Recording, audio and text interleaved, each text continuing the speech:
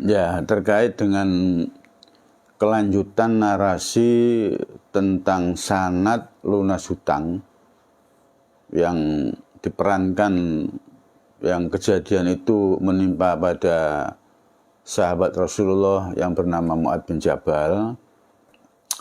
Itu begini, setelah Mu'adz bin Jabal itu kemudian mengamalkan ajaran Rasulullah, mengamalkan apa yang dituntunkan Rasulullah agar Allah Ta'ala melunasi hutangnya Mu'adz, maka kemudian tidak lama di negara Yaman itu membutuhkan seorang gubernur. Nah, gubernur yang ditunjuk oleh Rasulullah itu ternyata sahabat Mu'adz bin Jabal. Dan kemudian Mu'adz bin Jabal itu ditemani oleh sahabat Rasulullah yang bernama Abu Musa al-Asy'ari. Nah, terkait dengan hutang Mu'adz tadi, setelah kemudian diangkat jadi seorang gubernur, ya kita sama-sama tahu lah, gajinya gubernur kan lebih tinggi daripada bupati. Gajinya banyak.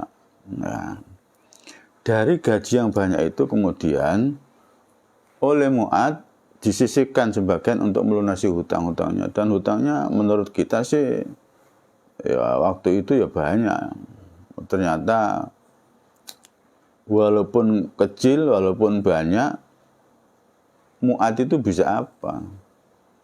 Kalau sahabat Mu'adz itu Allah Ta'ala kasih uang untuk membayar hutang, jelas bisa.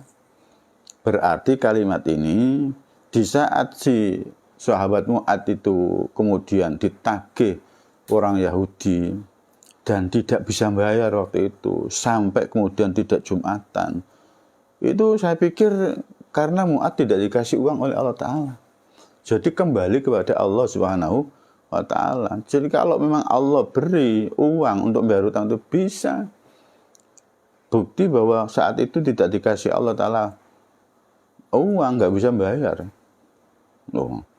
Jadi kalimat ini begini, kalau seandainya kita itu nagih utang kepada seorang dan kemudian nggak punya uang, itu jangan kemudian marah-marah. Doakan yang baik agar Allah Ta'ala memberi uang untuk bisa dibayarkan kepada Anda yang nagih itu. Nah itu, saya lanjutkan. Setelah setahun, 2 tahun, 3 tahun, 4 tahun jadi gubernur di Yaman dengan gaji yang banyak, dengan dipakai untuk melunasi hutang, sampailah Rasulullah Shallallahu Alaihi Wasallam itu intikal ila rafiqil a'la. Rasulullah kapundhut, Rasulullah wafat, digantikan oleh Sayyidina Abu Bakar yang juga mertua Rasulullah Shallallahu Alaihi Wasallam. Kemudian tidak lama si Abu Bakar juga demikian dipundhut, dipanggil oleh Allah SWT, digantikan oleh sahabat Umar bin Khattab yang juga mertua Rasulullah, yang juga sahabat Rasulullah, untuk menjadi Amirul Mukminin.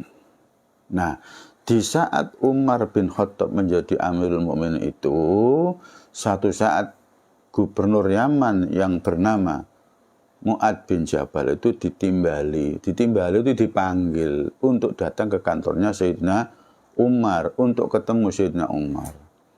Setelah ketemu di kantor, maka dikatakan oleh Sayyidina Umar, wahai Mu'adz, rupanya hutangmu telah selesai. Rupanya hutangmu telah dibayar oleh Allah SWT melalui gajimu. Karena hutangmu telah lunas, maka sisa gajimu untuk melunasi hutang itu kami tarik untuk kita masukkan ke dalam Baitul Mal. Karena kamu punya hutang, kemudian diangkat jadi gubernur, itu agar kamu bisa bayar hutang. Coba, wahai sahabatku sekalian, diijabainya doanya Mu'adz atas bimbingan dari Rasulullah SAW. Tidak mungkin Rasulullah itu berpikir sendiri, tentu atas tombol dari Allah SWT. Kemudian diijabahi doanya itu loh, kemudian diijabahi. Kita bisa bantah, berarti dungannya Mu'adz mandi. Oke lah, mungkin mandinya dari Rasulullah. oke lah Rasulullah dari Allah SWT, dan Allah adalah yang bisa memberi uang, bisa memberi uang tidak punya uang, dan lain sebagainya. Karena itu ketika kita itu nagih seseorang tidak bisa membayar, itu jangan dimarahi, doakan mudah-mudahan dapat uang, diberi Allah Ta'ala uang, diberi kemampuan oleh Allah Ta'ala untuk bisa membayar hutang. Kembali kepada Mu'ad, ditimbali oleh si Umar bin Khattab, sekarang hutangmu telah lunas, maka sisa uang gajimu ini saya tarik sebagai Amirul Mukminin untuk dimasukkan ke Baitul Mal. Karenanya saran saya apa yang diajarkan Rasulullah itu jangan main coba-coba. Oke, tak coba sih, jangan gitu. Itu melecehkan itu. Tapi gini loh. Oke, tak yakini dan tak amalkan. Jadi firman Allah itu untuk diyakini kebenarannya, sabda Rasulullah untuk diyakini kebenarannya dan dilakukan. Kemudian kita tunggu bagaimana perbuatan Allah Subhanahu wa taala terhadap kita yang butuh uang, butuh barang untuk bisa melunasi hutang. Begitu aja. Dan saya doakan, saya juga berdoa untuk diri saya, dan saya doakan untuk semua saja yang menyaksikan acara ini, yang merasa punya hutang, apalagi yang kesulitan bayar hutang, sudahlah nyambato kepada Allah Ta'ala. Dan tirun itu contoh, ikuti bagaimana skenario, bagaimana fragmen, bagaimana kejadiannya dialami oleh sahabat Mu'ad bin Jabal dan dibimbing oleh Rasulullah SAW, dan ternyata berhasil lunas hutang. Sekali lagi judulnya sanad lunas hutang adalah hadis Rasulullah SAW yang sekali lagi saya baca di dalam kitab Tambihul Wabilin bab doa mustajab. Dan sekali lagi hadis itu ada yang mengatakan dibaca surat Ali Imran 26-27, dan di sisi lain ada yang menuliskan bahwa yang dibaca itu hanya surat Ali Imran ayat 26. Tidak perlu kita masalahkan.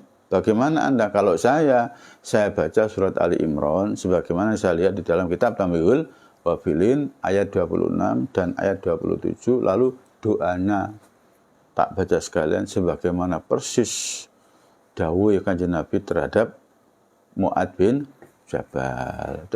Mudah-mudahan mudah-mudahan dihilangkan Allah Ta'ala kesusahan kita, dan kemudian menjadi orang yang bahagia sehingga ibadah kita menjadi fokus. Barakallahu ta'ala fikum. Assalamualaikum warahmatullahi wabarakatuh.